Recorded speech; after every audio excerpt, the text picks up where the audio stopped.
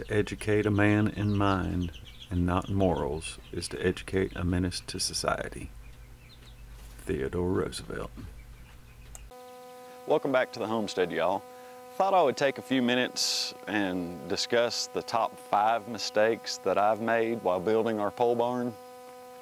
So that way, any of you that are planning on building a pole barn, maybe you won't make those same mistakes that I made. I wish I'd have known about this, which some of you professional builders out there, I'm sure know some of the mistakes I'm fixing to talk about.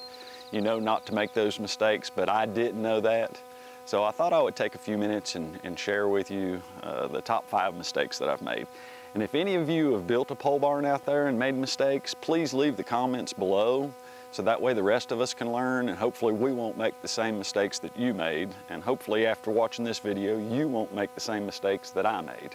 So I'll grab the camera and I'll take you around and show you. The first 3 mistakes are basically the same. They have to deal with the 6x6s, but I'll take you around and I'll show you what I've done and why it happened, or why I think it happened, and what I could have done differently. So let me grab the camera, I'll take you around, I'll show it to you, and hopefully you won't make these same mistakes.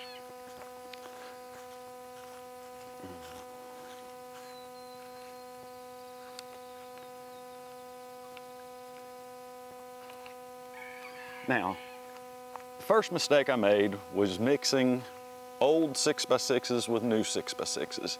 You can see this is an old 6x6 here. This is an old 6x6. I have an old 6x6 here, here, here, and here. So you can see I used 6 different 6x6s that are old. The ones on the ends were 16 footers that I already had, and I used them. And if you look at this 6x6, when I installed it, it was perfectly straight. And now it has curves in it. So you can see it curves right there and curves right there, so it's bowed from the sunlight.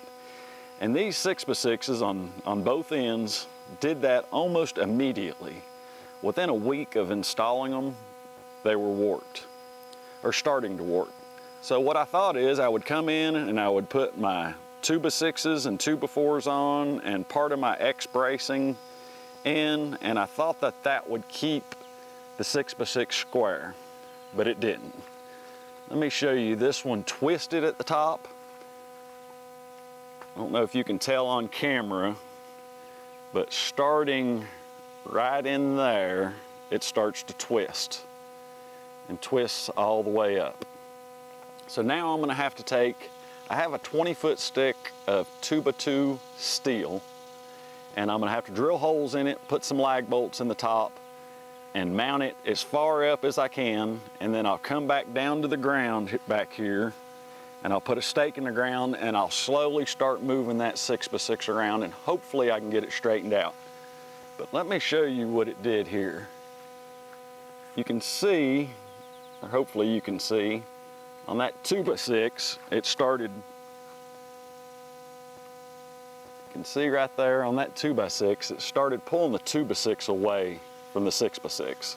And this 2x6 has a lag bolt in it, has 3 nails, 16 penny nails, and 3 3.5-inch screws. And it's still twisted and pulled away. Another thing that this side 6x6s did, the ones that I had for my trusses, is out of the 3 I have on this side, they all started to bow in. Every one of them started to bow in. As soon as I realized that, I took 4x4s and put on them, put some nails in the top, and brought the 4x4s to the ground to keep them from moving in anymore, but they moved in about 2 inches. They bowed in. I was able to get about 1 inch of it back by putting 4x4s on them, 16-foot 4x4s, and putting pressure on them. I was able to get them pushed back a little bit, but that affected us when we put our trusses up. This is a 40-foot pole barn, so inside to inside on your 6x6s needed to be 39 feet 1 inches. So when we measured from the top of that one across for that truss to the top of that one, we were at 39 feet. So it was an inch bowed in. So we had a lot of trouble getting that truss in. So that's mistake number one, is I used old 6x6s and new 6x6s. Now, all the new 6x6s, like this one on the corner that I used here, did great. Okay. Mistake number two was waiting too long from the time that I put my post in the ground to the time I put my trusses up. I think if I would have put my trusses up almost immediately, even if I just put a few 2x6s on, because I wanted to build my lean-tos so I could put up these 22.5 feet pieces of metal off my lean-tos so I didn't have to on a ladder. So I built my lean-tos first, so it was a couple months from the time that I put my post in the ground to the time that I put my trusses up. So I think my mistake number two was number one was using old posts and new posts together. Number two was waiting too long before I put my trusses up. My third mistake was I did not realize when I ordered these trusses, they're 40-foot trusses, this is a 40 by 60 barn, that they were going to be heavy duty the way they are. Now on my 30-foot one that I built, the trusses are just this part here. They come up and go down, and they had a piece of angle iron that bolted on, and then 2x6, one on each side that helped sturdy it. When I received these, I looked at them and they have all this metal in here. These trusses are about 350 pounds a piece. If I would have known that, I would have used 8x8 posts instead of 6x6 posts. So these posts here, I would have used 8x8 just because of the weight. It would have made them stronger. That's my fault. I did not ask for any kind of prints when I ordered them. I just ordered 40-foot steel trusses and just assumed. And when you assume things, that's when I get in trouble.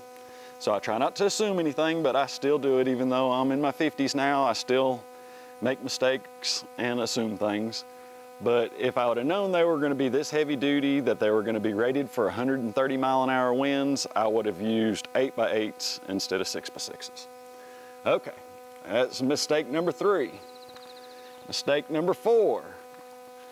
When I leveled the ground for our barn, I knew we were going to build a 40 by 60, so I leveled 80 feet long and 50 feet wide, because I knew on this side I was going to pour concrete for an office, but on this side I didn't level far enough.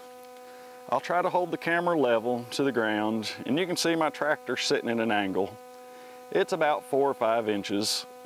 If I had it to do over again, I would have leveled all the way out and a couple feet past this lean-to.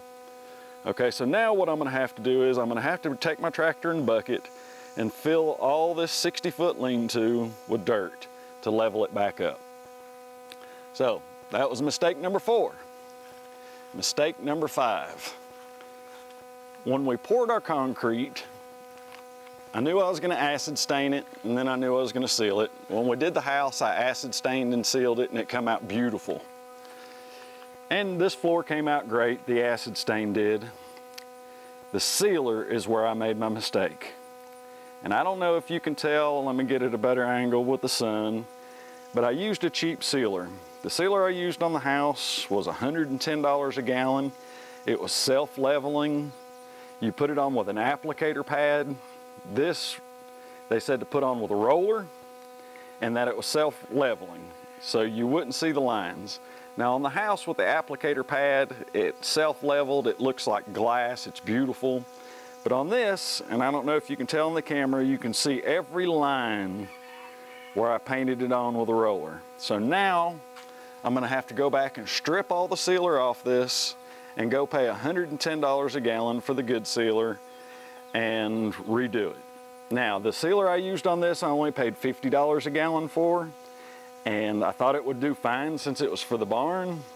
Of course it's dirty, the dogs have been on here after the rain. I need to wash it and remop it, but I'm going to have to restrip this entire floor And you can see, I think this way a little bit better, the lines from the sealer. So, if you're gonna seal concrete and you want it to look good, you want it to look like glass, spend the extra money and get the good sealer. So, those are my top 5 mistakes so far. I may have to make another video if I come across more mistakes. I'm fixing to get back on the roof today. I'm almost halfway done now with putting my metal on, and I'm gonna get back on the roof and start getting some more metal up. But like I said before, if you've built a pole barn and you've made mistakes, please share it in the comments below so the rest of us can learn from each other's mistakes and not repeat them. Thanks for watching.